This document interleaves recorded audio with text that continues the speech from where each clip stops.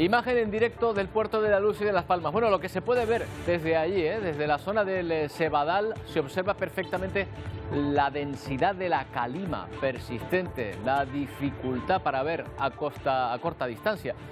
Casi es peor la imagen que la de ayer, pero atención, porque además la niebla podría sumarse, quizá lo esté haciendo ya, y dificultar aún más la visibilidad. La calima, por lo tanto, sigue todavía hoy con nosotros. Luego les contamos hasta cuándo.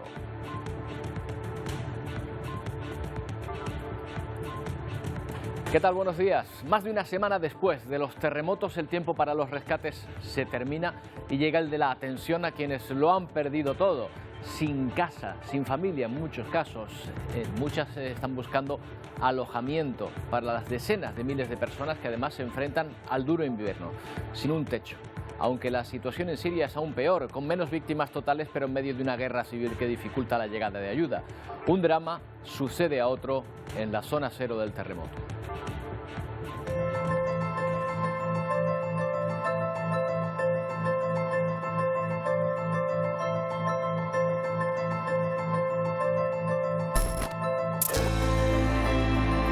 El gobierno turco busca refugio para las personas damnificadas en medio de un aluvión de críticas por su lentitud en la respuesta ante la que es la mayor catástrofe en el país en 100 años. Muchos se reubican en ciudades que se libraron de los terremotos, pero aún no se sabe dónde van a construir los asentamientos para acoger a la mayoría. Mientras aún quedan quienes deambulan entre las ruinas esperando el milagro de un rescate de sus familiares. Aún ayer ese milagro se produjo con 2 personas rescatadas con vida 180 horas después del terremoto.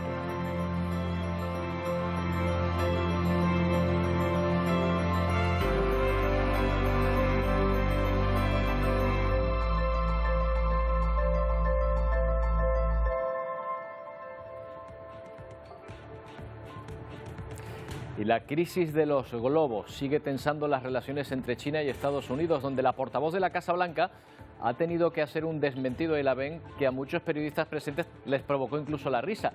Karine Jean-Pierre ha tenido que recordar que no se tienen indicios de actividad de aliens o extraterrestres como se ha sugerido en las últimas horas.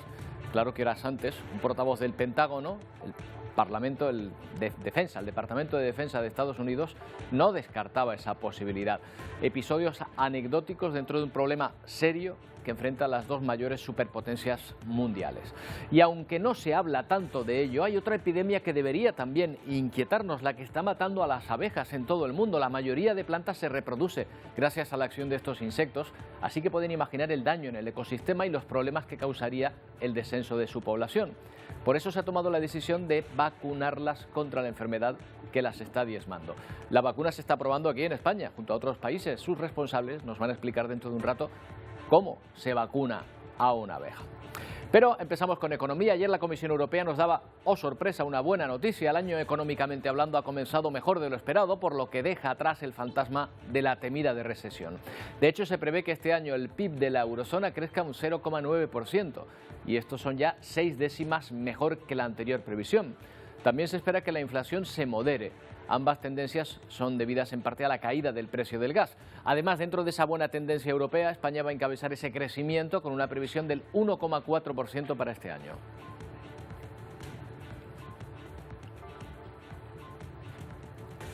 Bueno, y en este contexto económicamente optimista, el Consejo de Ministros aprobará hoy el Real Decreto con la subida del salario mínimo interprofesional. Silvia Mascareño, que además va a tener, recordemos, efectos retroactivos.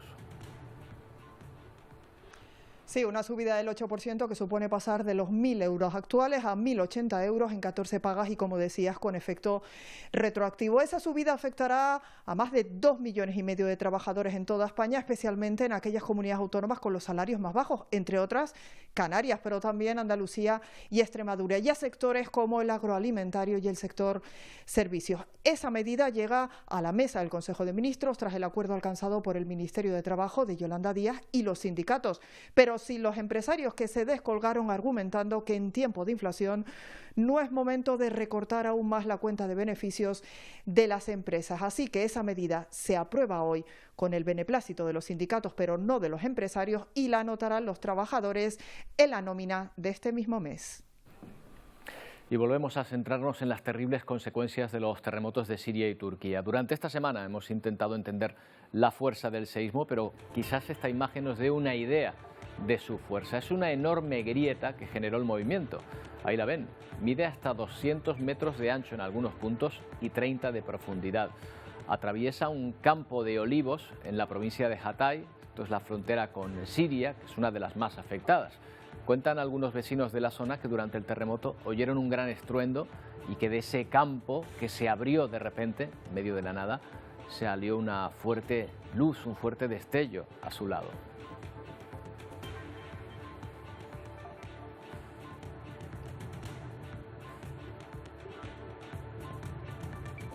Consecuencias a las que se suma el drama humanitario, también el desplazamiento forzoso de miles y miles de personas que se han quedado sin hogar. Tampoco hay espacio en los pabellones o en los campamentos improvisados para dar refugio a tanta gente. Se estima que unas 24.000 personas se están desplazando a diario a causa del terremoto. Con sus viviendas completamente en ruinas, muchos buscan un nuevo hogar en Turquía. No es fácil llegar a Ankara o a Estambul. Son las principales ciudades, pero ahora están al completo después de que el gobierno ofreciera alojamiento gratis.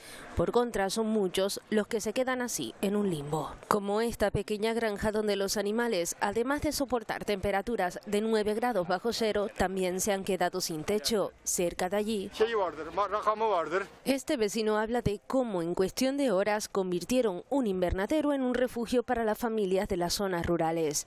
Más de 400.000 personas se han visto obligadas a desplazarse en su mayoría a pie a otras provincias de acogida.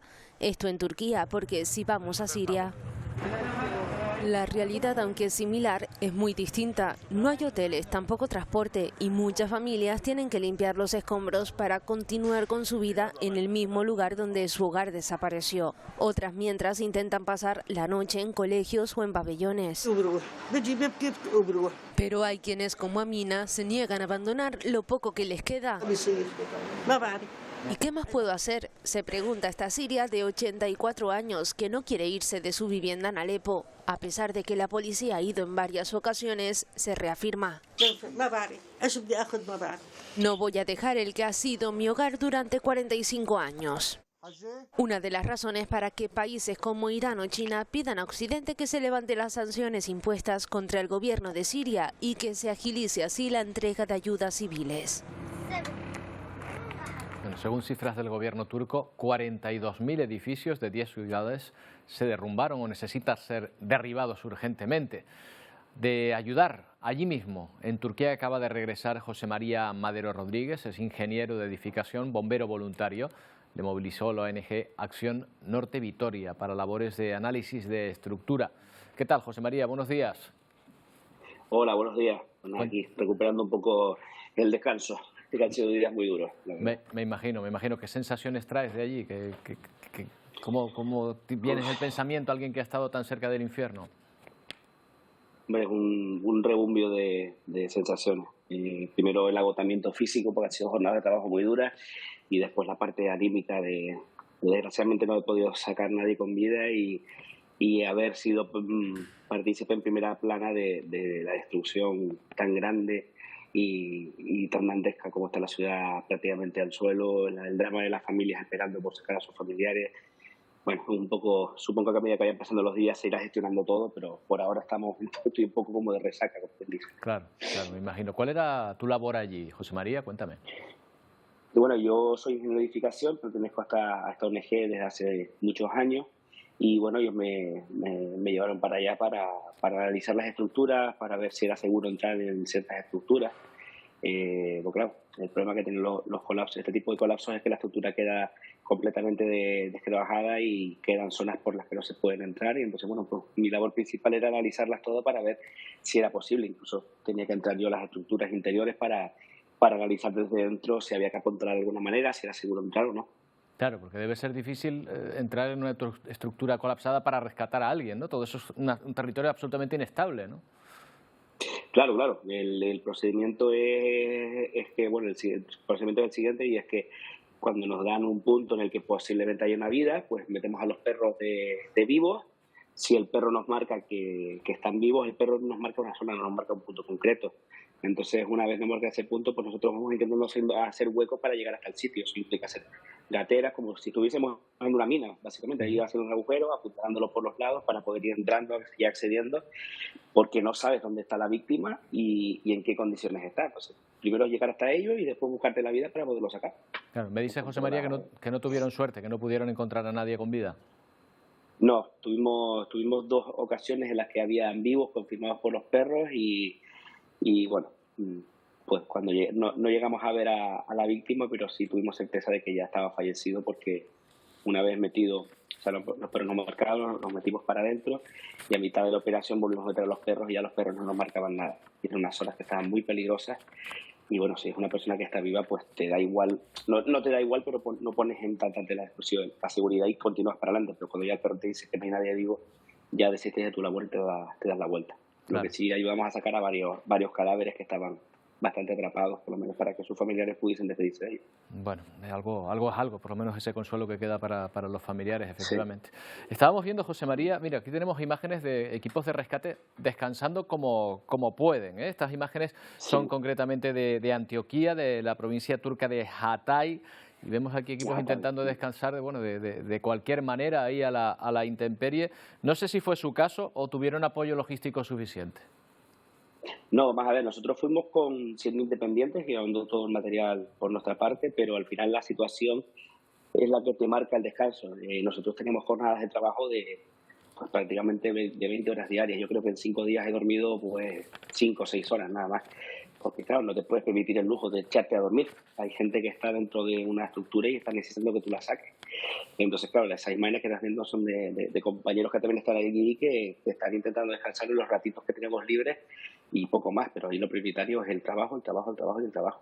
Claro. Tú eres ingeniero de edificación, José María.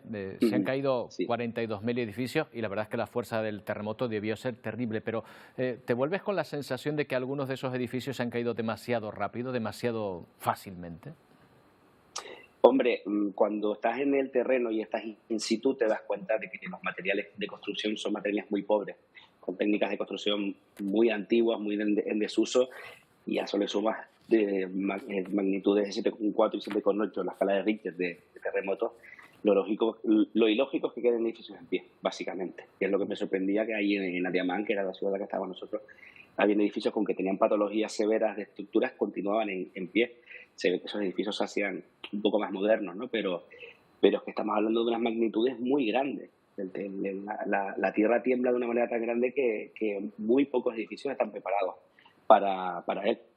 Bueno, José María, tienes toda nuestra admiración por esa labor que realizan a través de esa ONG y espero que se vaya gestionando, convenientemente esa mochila que indudablemente se trae uno de un escenario de este tipo, ¿no? Muchas gracias por atendernos. A ti por eso, Cedrico. Un abrazo fuerte. Hasta luego. Ya hemos visto que muchos equipos internacionales han vuelto, que en Turquía se prioriza todavía encontrar personas con vida. Sin embargo, sigue habiendo milagros.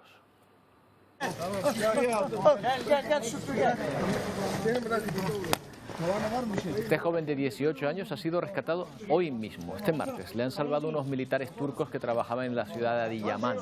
Ha pasado 198 horas bajo los escombros. La última persona hasta el momento en ser rescatada. No es el único rescate del día. Ayer se produjeron al menos 2.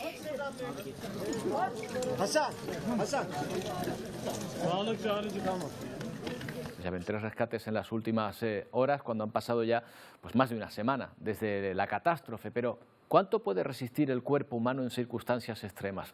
Ramón Pedrosas, coordinador del Máster de Emergencias de la Universidad Internacional de Cataluña. Ramón, ¿qué tal? Buenos días. Hola, buenos días. Roberto, ¿qué tal? Bueno, habitualmente se marcan 3 días para las catástrofes, ¿verdad? Pero ya vemos que estos plazos se superan ampliamente.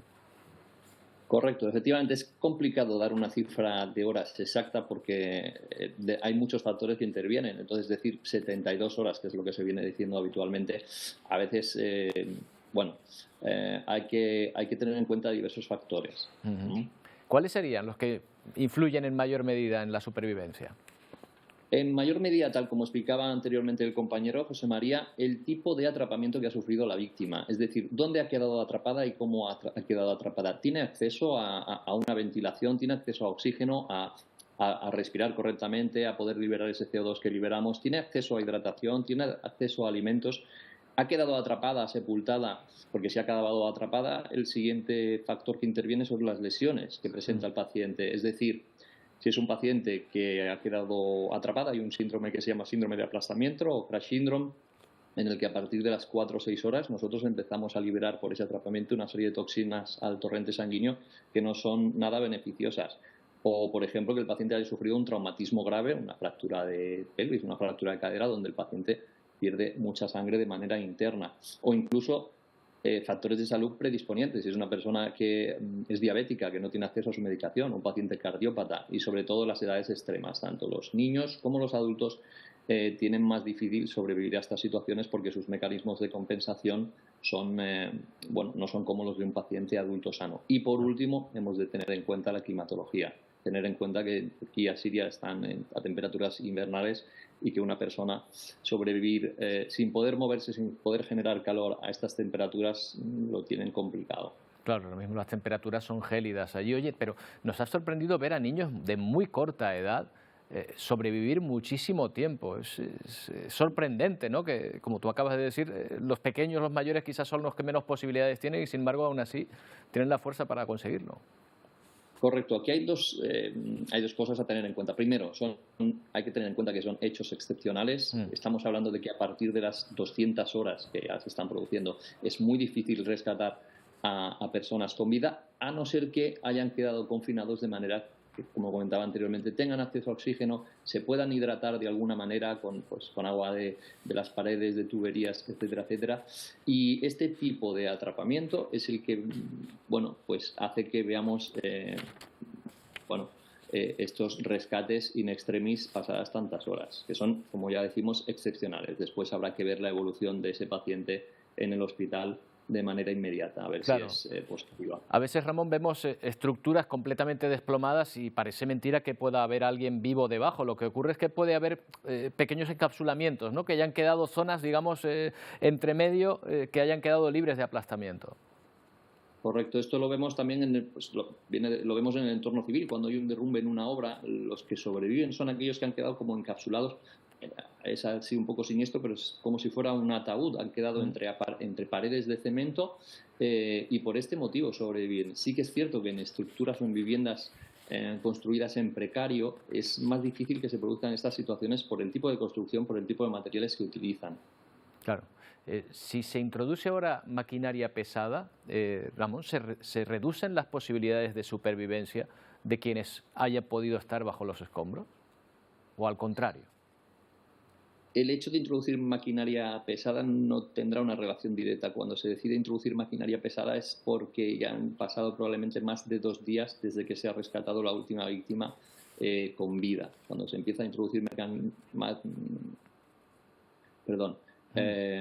maquinaria pesada, sí, es porque ya estamos buscando desescombrar de otra manera y entonces ya es más probable que lo que nos encontremos sean personas sin vida. Claro, ya lo encontramos de otra manera y el tiempo que sigue jugando en contra. Ramón Pedrosa, muchas gracias por explicarnos la situación de una forma tan clara. Buenos días. Gracias a vosotros. Buenos días. Y se cumple dentro de muy poco, en 10 días, un año del inicio de la invasión rusa en Ucrania. La OTAN considera que Vladimir Putin está muy lejos de pretender la paz en estos momentos. De hecho, desde la Alianza Atlántica se asegura que Rusia ya ha iniciado una nueva ofensiva con más soldados incluso que la primera. Los intensos ataques que sufre Bakhmut son interpretados por la OTAN como el inicio de la esperada nueva ofensiva rusa. Putin está enviando miles y miles de tropas más, aceptando un índice de bajas muy elevado, asegura su secretario general. Jens Stoltenberg no ve señal alguna de que Rusia quiera negociar la paz. Vemos justo lo contrario, se está preparando para más guerra, para nuevas ofensivas y nuevos ataques. Stoltenberg insta a los miembros de la Alianza Atlántica a brindar ayuda militar urgente a Ucrania. En Polonia forman a toda prisa los soldados ucranianos en el manejo de los tanques Leopard. Serán un gran apoyo. Cuando los dominemos y los usemos en combate tendrán un gran efecto, asegura este alto mando ucraniano. En su visita a la instrucción, el presidente polaco destacaba que no solo aprenden a operarlo, sino también a repararlos ante cualquier problema mecánico. Tanques que son símbolo de esperanza para los soldados que esperan en el frente su llegada. Estoy seguro de que mantendremos Vuhledar y Bakhmut. Es nuestra tierra, es nuestro hogar, dice este comandante. Pero esos duros enfrentamientos en el este del país siguen provocando la evacuación de la población. Alexander llora desconsolado. Su abuela acaba de fallecer de un infarto en la furgoneta justo cuando iban a trasladarse a un lugar seguro. Pero no todos quieren abandonar su hogar. Ola cuenta que lleva 10 meses encerrada en este sótano y de aquí, dice, no se moverá. Bueno, pero Rusia sigue generando nuevos focos de conflicto. Ahora es Moldavia quien acusa a Putin de planear un golpe de Estado contra su país. Vamos a ver dónde está Moldavia, porque estar cerca de Rusia o de sus intereses es sinónimo de problemas para estos países. Aquí lo ven, miren, esto es Ucrania, Rusia y Moldavia, ese pequeño territorio, antiguo territorio de la Unión Soviética, situado entre Ucrania y Rumanía, que estaría justo debajo. Pues bien, la presidenta de Moldavia, Maya Sandu, asegura ahora que Rusia tiene como objetivo derrocar el poder legítimo de la República de Moldavia. Lo haría con la ayuda de ciudadanos de Bielorrusia, Serbia y Montenegro, que llevarían a cabo acciones violentas en forma de protestas. Para la Casa Blanca, los informes de este posible complot ruso son profundamente preocupantes, o sea que les da credibilidad.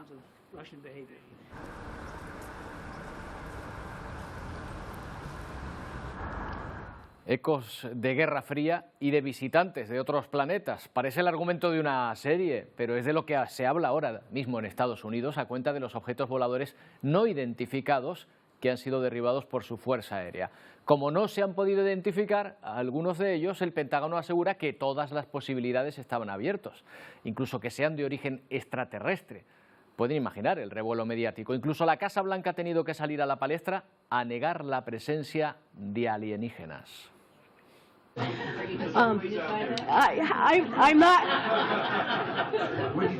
I'm just, you know, En medio I de las love risas, ET. pero lo ha hecho. Su secretaria de prensa recibía esa pregunta y dijo que, bueno, que le encanta ET, pero que hay que ser serios y no se contempla el origen de vida de fuera de nuestro planeta en esos objetos.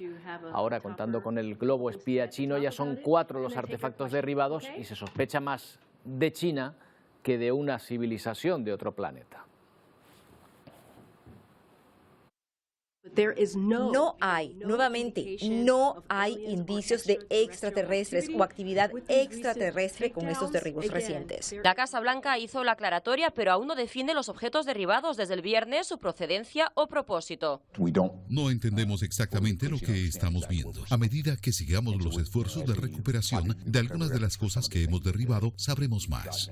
Evaluamos si representaban alguna amenaza para las personas en tierra, no lo hacía. Evaluamos si estaban enviando alguna señal de comunicación, no detectamos ninguna. Pese a que de manera inmediata no representaban amenaza en tema de seguridad nacional, sí lo hacía por su altitud de vuelo, la misma de aviones comerciales, por eso fueron derribados. Entre tanto, el Consejo de Seguridad Nacional señaló que las investigaciones sobre el globo chino continúan con base en la recolección de algunas partes en el Atlántico, y aunque omitió detalles, destacó que no tienen duda de que se trata de un artefacto de inteligencia y vigilancia china. Bueno, pero China también tiene su versión sobre este asunto, por supuesto. Su ministro de Asuntos Exteriores dice que en el último año Estados Unidos también ha volado sobre su territorio con globos y sin su consentimiento, y que lo han hecho por lo menos 10 veces. En esa comparecencia que vemos, el gobierno chino ha pedido explicaciones a Estados Unidos, que ha negado estas acusaciones.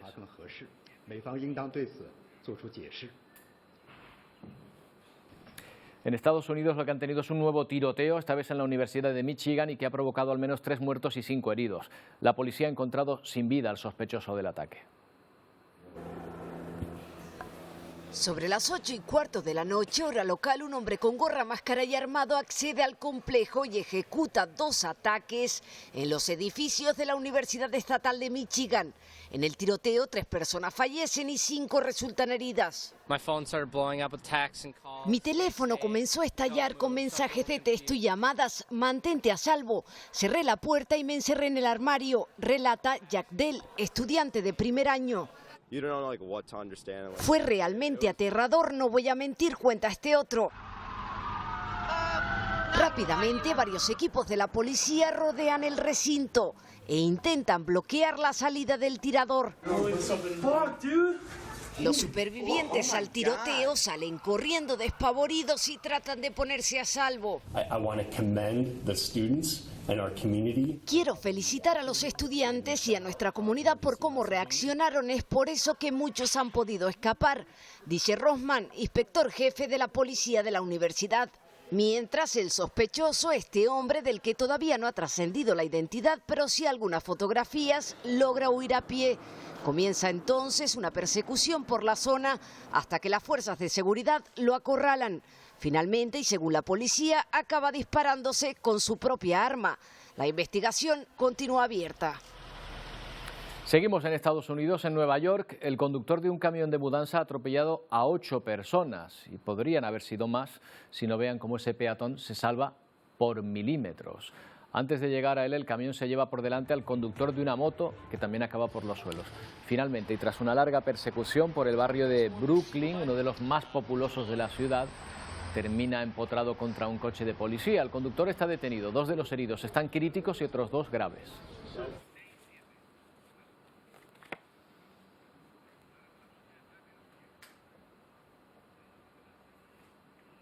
Bueno, si se salvaban del coche primero, después llegaba el de la policía y todavía podía ser peor la situación. En fin, Estados Unidos no logra atajar la inflación y eso repercute en el bolsillo de los consumidores. Los costos de los productos de la cesta básica no paran de crecer, pero es especialmente llamativo el de los huevos, disparado en parte por la gripe aviar.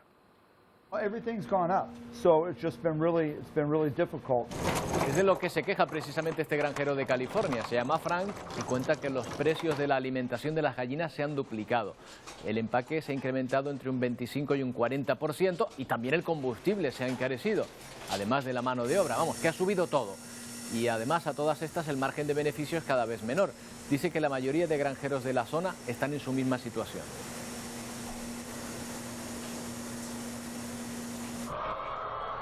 En México sucede lo mismo con los huevos. La inflación hace que cualquier descuento se reciba con mayor ansia, quizás demasiada, como en un supermercado de este país que vendía los cartones de huevos más baratos. Vean la que se armó. Que descuenten un producto en medio de una subida de precios seguramente sea la razón por la que estos mexicanos transformaron un supermercado en un campo de batalla. Es una locura, las filas, todo, es una locura, o sea, te formas con 40 minutos. Eso sí, el premio en disputa no es algo de gran valor. La gente se peleó por el huevo. Y por aprovechar el descuento, exactamente unos 30 pesos, o lo que es lo mismo pero pasado a euros. Si antes un cartón de 36 salía 4,40 €, con la promoción se queda en 1,80 €. Y algunos, aunque sin huevos... ¡Tengo la caja! Satisfechos de al menos llevarse la caja porque más vale en paz un huevo. Es el chavo que se lleva la última caja y toda la gente va a seguirlo porque queremos huevo. Que en guerra un gallinero. Subimos la apuesta. Añadan a esta situación de inflación la escasez provocada por el bloqueo de carreteras para los camiones de mercancías en Perú. Militares y policías de Chile han tenido que desbloquear los puntos de las carreteras fronterizas ocupadas por los manifestantes. Las protestas impedían el ingreso de camiones con suministro a Puerto Maldonado, en Perú, desde hace un mes. Fue el emotivo y exitoso grito tras una larga jornada que terminó con la liberación de la vía interoceánica en Puerto Maldonado, un punto de acceso a la ciudad que desde el pasado 4 de enero se encontraba bloqueado. Cerca de 1000 efectivos del Ejército y la Policía Nacional llegaron desde muy temprano a la altura del kilómetro 50 de la carretera, donde se desataron algunos enfrentamientos con un grupo de manifestantes que se negaba a liberar la vía. Esperemos que toda la población entienda el trabajo que estamos desarrollando y que todas las autoridades apoyemos a que Puerto Maldonado vuelva a ser la ciudad bella que es, sin violencia. Los manifestantes se resistían a abandonar el punto de acceso y respondieron con piedras y palos, mientras que las fuerzas del orden tuvieron que lanzar gases lacrimógenos para avanzar. Se espera que con el desbloqueo de este sector nuevamente puedan ingresar camiones con combustible y productos de primera necesidad para toda una ciudad que desde hace más de un mes se encuentra completamente desabastecida. Bueno, pues en Chile continúan los incendios forestales. Según el último balance del Servicio Nacional de Prevención, hay 79 focos activos. El Gobierno se ha puesto como plazo el mes de marzo para completar la extinción de las llamas que siguen azotando la zona del centro-sur del país. El trabajo es intensísimo, por tierra y por aire. 141 aparatos están desplegados en las zonas afectadas. Hay cerca de 6.000 damnificados ya. Es la peor catástrofe del país en 6 años. Además de destruir viviendas, el fuego ha arrasado con los cultivos que era el sustento económico de las familias campesinas. Ahora hay que reactivar el sector agrícola y levantar más de 1.400 viviendas en proceso de recuperación.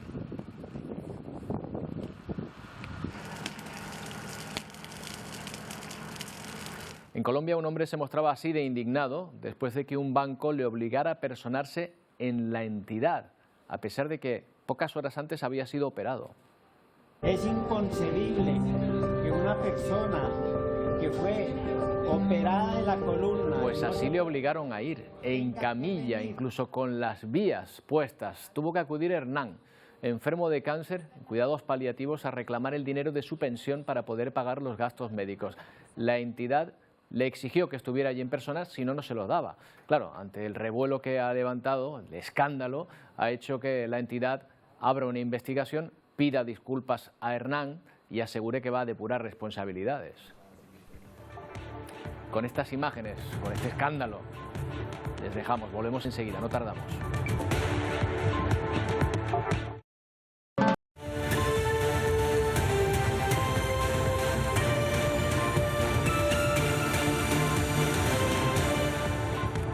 Continúa la tensión en Oriente Próximo. Un palestino de 13 años nada más asesinado con un puñal a un policía israelí.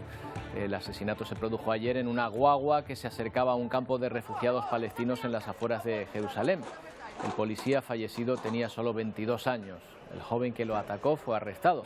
Horas antes de este suceso, las tropas israelíes habían matado a un palestino durante una redada en Cisjordania. Y la comunidad de cristianos en Jerusalén asegura que hay un aumento de incidentes contra esta comunidad cristiana por parte de ultranacionalistas judíos. La policía israelí detuvo a un radical judío por destrozar una estatua de Jesús en la iglesia de la Flagelación. El acoso y los incidentes vandálicos han llegado hasta el barrio cristiano, como ven, convertido en un campo de batalla.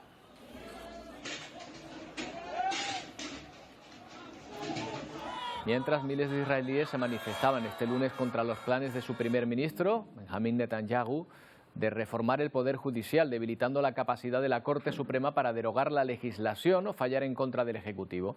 Netanyahu dice que los cambios son necesarios para restablecer el equilibrio del sistema, pero sus opositores aseguran que pretende convertir el Estado de Israel en una dictadura.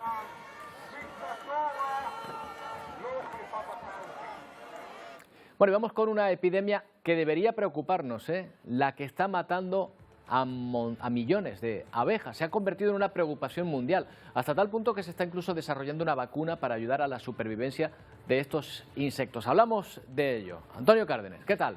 ¿Qué tal? ¿Nos estamos quedando sin abejas? La respuesta es sí, en una sola palabra sí. De hecho, los estudios dicen que durante las últimas décadas la población de abejas cada vez ha ido disminuyendo, incluso algunos dicen que caída en picado. Resulta que el 90% de las especies de abejas, las que existían hace décadas, hoy ha desaparecido. El 90% y el 50% de las colmenas en todo el mundo están amenazadas. Y en España preocupa especialmente porque 2,4 millones de colmenas son las que existen en España. Hay más millones de colmenas en España que habitantes en Canarias, ¿no? 2,4 millones de colmenas en toda España. ¿Y qué pasa con esas colmenas? ¿Qué pasa con esas abejas? Pues que vamos a lo mismo de siempre, Roberto. Si no pensamos en proteger a las abejas por ellas mismas, porque somos generosos, por lo menos pensemos en nosotros mismos, seamos egoístas y digamos, si no protegemos a las abejas, nos estamos perjudicando a nosotros porque de su función polinizadora depende gran parte de nuestra alimentación. Así que mejor las protegemos a ellos para protegernos a nosotros. Pero a ver, Antonio, ¿tanto dependen los cultivos de la acción de estos bichitos? Sí, dicen que la abeja es el animal más importante de los que habitan sobre la Tierra. Y vamos a verlo en cifras, Roberto. El 70% de los cultivos de alimentos en todo el mundo depende de esa función polinizadora. Las abejas son capaces de polinizar hasta 25.000 especies de plantas diferentes y a un ritmo de 2.000 flores diarias. Digo que el 70% de los cultivos dependen de esa función polinizadora, el 70% de las abejas, el 30% dependen de la polinización que hacen, por ejemplo, pues el viento, otros insectos o incluso el agua, que también es capaz de transmitir la polinización, ya sabemos, esos granos de polen de unas flores a otras para que las flores se reproduzcan. Y lo último, el 50% o más, al menos el 50% de nuestra alimentación diaria depende de esa función polinizadora. Y no hablo solo de comer miel, y no hablo solo tampoco de comer flores, plantas o frutas o verduras, no. Hablo también, por ejemplo, de comernos una carne que depende de haberse alimentado, por ejemplo, de esas plantas o de esas verduras, claro, que han sido polinizadas gracias a la abeja. O sea, todo es una cadena que, claro, al final viene a dar en este animal, ¿no? En las abejas. Oye, pero ¿de qué se están muriendo? ¿Qué es lo que está afectando a las abejas? Pues como los seres humanos, algunas se mueren de viejas, ¿no? Tenemos diferentes. Eso sería lo mejor. Eso sería lo mejor. La abeja reina dura 3 años, la abeja obrera dura semanas o meses y la abeja, el zángano, pues días o semanas, ¿no? Depende de lo que trabaje, ¿vale? Algunas se mueren de viejas, pero no, la mayor parte se está muriendo de otras cuestiones. Por ejemplo, el cambio climático también está influyendo.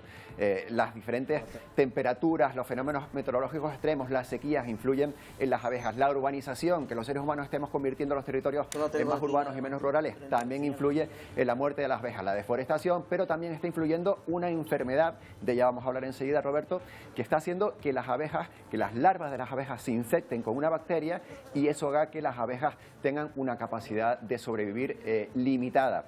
Esa enfermedad, por suerte, está encontrando una vacuna que se está incluso desarrollando en España. Así que buenas noticias para las abejas, al menos en esa parte. Oye, pues vamos a hablar con una de estas personas que está precisamente detrás de esta investigación. Se llama Mariano Iges Pascual. Es investigador, doctor veterinario del Instituto Regional de Investigación y Desarrollo Agroalimentario y Forestal de Castilla-La Mancha, organismo que pertenece y es financiado por la Junta de Comunidades de esa región. ¿Qué tal, Mariano? Buenos días.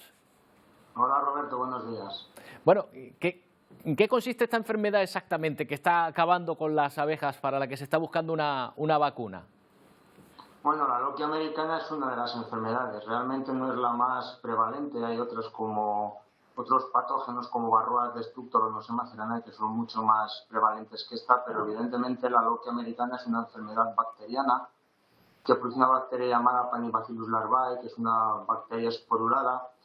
Enfermedad de declaración obligatoria, lo que significa a nivel sanitario que en caso de aparecer un brote de esta enfermedad en una colmena debe ser destruida y el colmenario inmovilizado, con el consiguiente perjuicio económico que tiene para los apicultores. Claro. ¿Cómo podemos evaluar esa vacuna? No sé si está en fase experimental, si ya se está aplicando y tiene éxito, de hecho.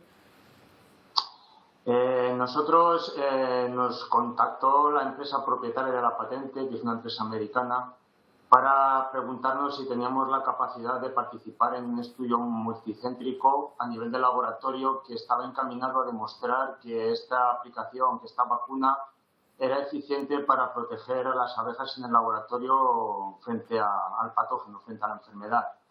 Nos pareció un reto apasionante porque más allá de que tuviera o no eficacia, en este momento no lo sabíamos y yo era bastante escéptico cuando nos plantearon el proyecto.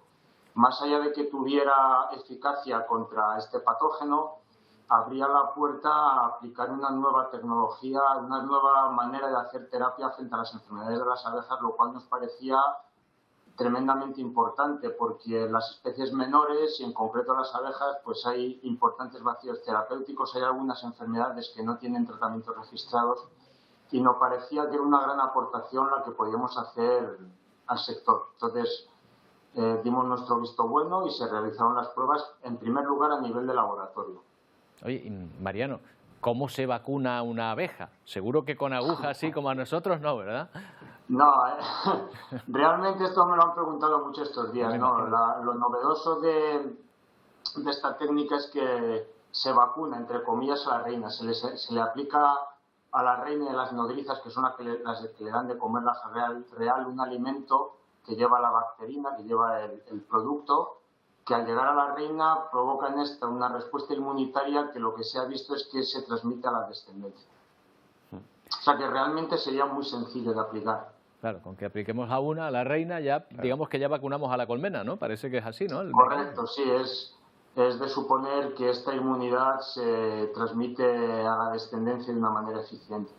Más fácil que estar pinchando a cada una sí, luego. de las miles de abejas. Sí, lo de pinchar a cada una sería un poco imposible, no estaría mal.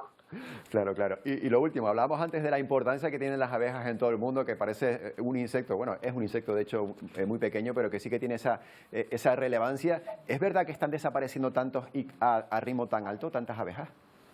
Pues mira, es verdad que si tú te vas a la bibliografía científica puedes ver eventos de desaparición ya en los años 50, pero es cierto que desde el inicio del presente siglo estamos asistiendo a ondas de mortalidad superior a la esperada de las abejas. Nosotros, a principios de este siglo, participamos también en ambiciosos proyectos de investigación, descubrimos la presencia de un parásito no conocido en las abejas occidentales que se denomina Nosema ceranae, estudiamos su repercusión sobre las colonias, tenemos a Varroa destructor y, como habéis comentado en la entrada del programa, el reto que supone el cambio climático. Más allá de que les deje sin alimento, que no deja de ser un problema importante per se, lo que se está investigando, y para ello mi compañera la doctora Martín Hernández tiene un proyecto de investigación, es el estrés que este cambio climático, que estas temperaturas extremas le producen a la colonia de abejas. Este estrés al final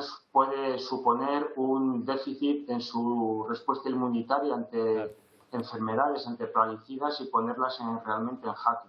Entonces, en estas líneas estamos trabajando precisamente para aportar soluciones a este problema que se nos plantea. Contra eso no habrá vacuna, me imagino. No será de esa manera como se las puede ayudar. Mariano Iges, muchas gracias por habernos atendido. Buenos días.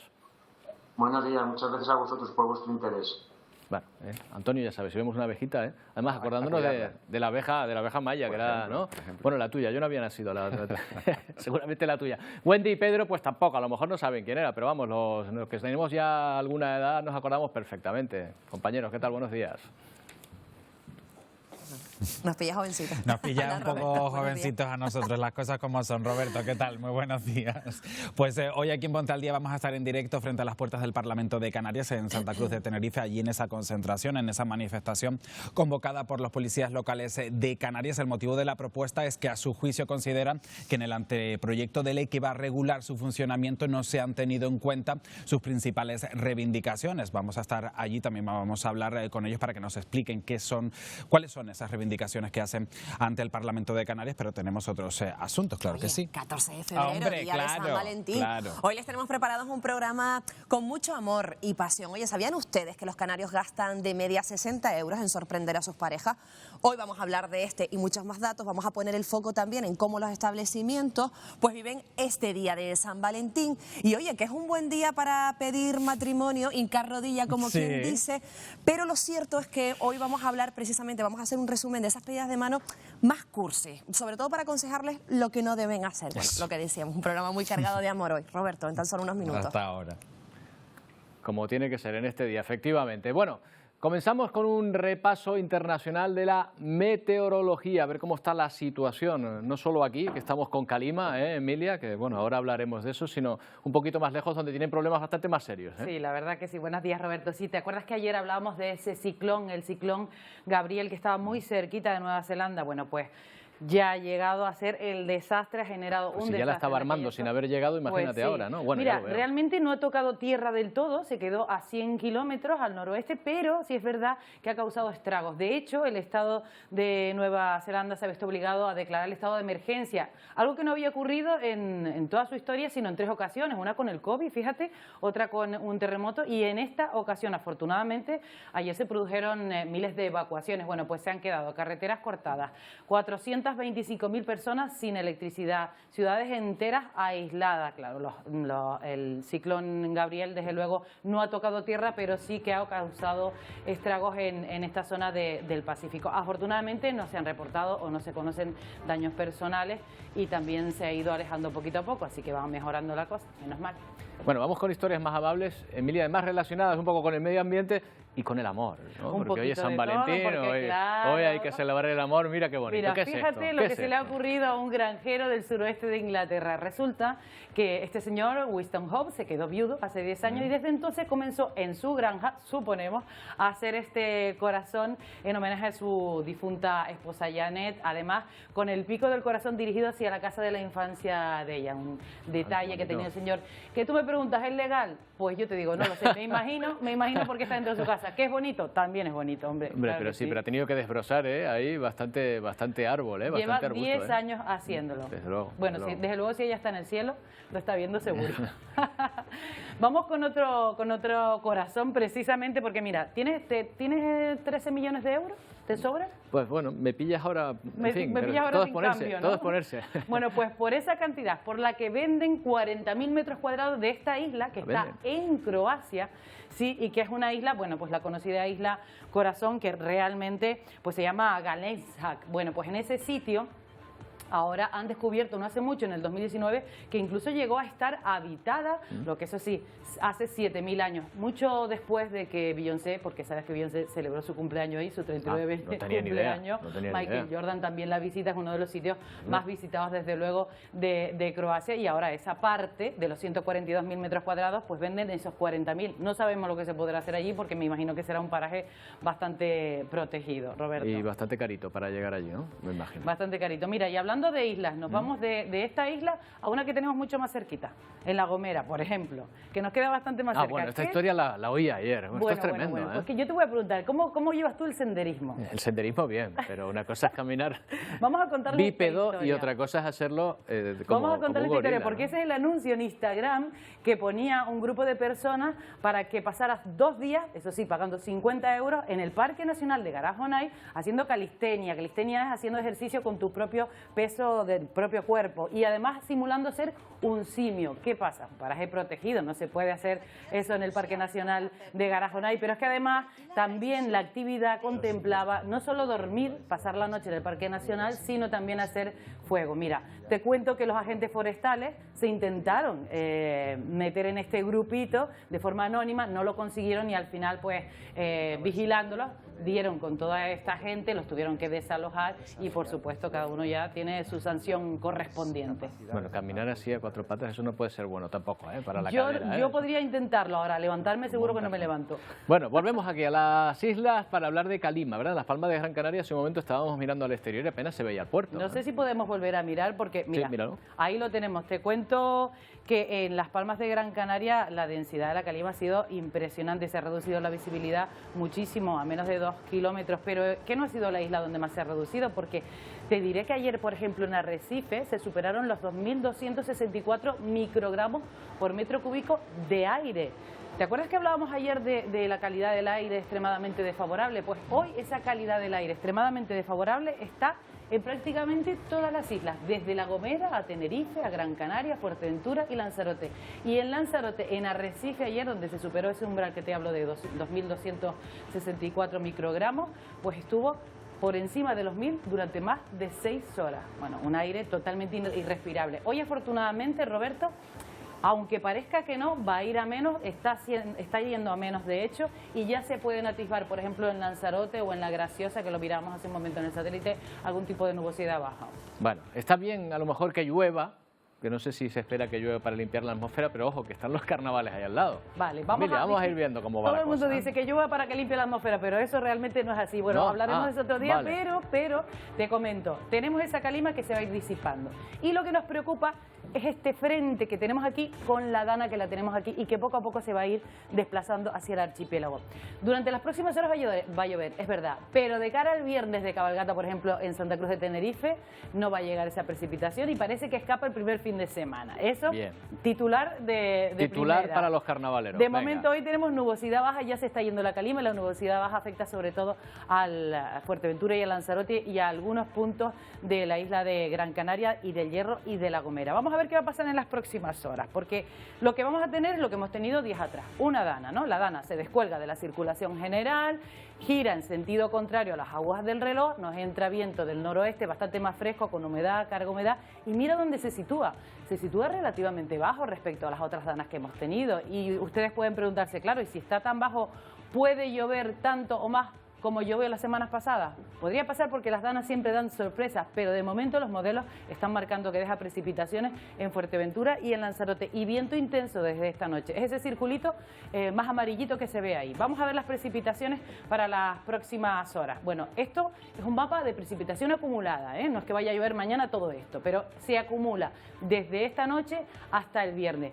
Fíjate dónde, pues en el norte de La Palma, en el norte de Tenerife, Gran Canaria, y fíjate en la zona de Fuerteventura y Lanzarote. Aparentemente no tocan demasiado la isla, pero mira dónde están muy cerca y es probable que también las islas riegue bastante agua por las islas orientales. Para mañana, por lo tanto, lo que cabe esperar o lo que tenemos que destacar mañana es posibilidad de chubascos al norte de las islas de La Palma, de Tenerife y de Gran Canaria, también en Lanzarote. Atención en las próximas horas al viento, va a soplar con fuerza, rachas de más de 80 kilómetros por hora podría llegar si se acelera, y con temperaturas que van a bajar y se va a notar, Roberto. También se complica el estado de la mar. Eso es el momento para mañana y ya te digo que de cara al viernes, parece que el viernes por la noche escapa por lo menos la cabalgata en Santa Cruz de Tenerife. Mañana, jueves, sí que hay precipitaciones previstas para la isla de Gran Canaria. Muy bien, pues estaremos atentos a mañana miércoles, ¿no? Mañana es miércoles, dije jueves, pues pasado. Sí, mañana es miércoles, ¿no? Ya me has hecho dudar, Bueno, Emilia, nos vamos a despedir con estas imágenes que nos llegan desde China, donde ya ha comenzado a florecer la primavera. Una paleta de colores que ha servido de aliciente para que los visitantes acudan en masa a los lugares más pintorescos, entre flores de cerezo, tulipanes y árboles de té. Les dejamos. Volvemos mañana a las 11. ¡Feliz día!